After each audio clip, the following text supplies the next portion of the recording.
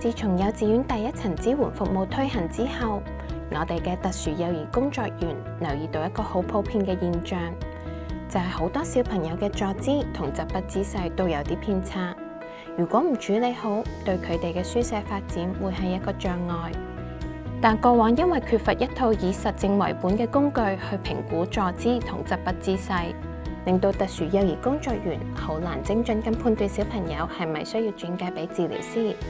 為咗填補呢個空白，我哋研發咗 FitBat 運力魔法小練筆。我哋團隊經過無數次嘅討論同研究，由理論出發，定下成個實證為本嘅研發方向。定好咗方向之後，我哋就進入測試階段。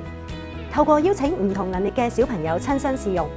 我哋可以收集到最真實嘅反饋同數據，確保呢一套工具唔只係理論，而係真正符合臨床嘅需要。而最核心嘅部分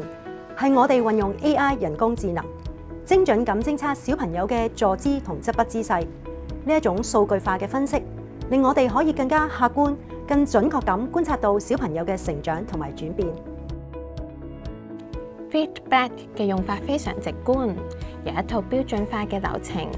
首先，我哋會調校返最適合小朋友嘅台凳高度，確保評估喺一個標準嘅環境下進行。然後做埋簡單嘅系統校準，系統就可以自行辨認到對應嘅評估工作紙，跟住就可以即時開始評估啦。完成之後，治療師可以即時查閱數據報告，根據結果再配合埋適切嘅遊戲訓練，令成個支援流程變得更精準、更有趣。展望未來，我哋希望將 FitBat 推廣至更多嘅幼稚園，普及嘅應用可以幫到前線嘅老師更精準咁掌握小朋友嘅需要。同時，我哋會持續擴展 AI 人工智能數據庫，透過更龐大嘅數據累積，提升分析嘅精準度，與時並進。透過呢一種可以持續發展嘅模式，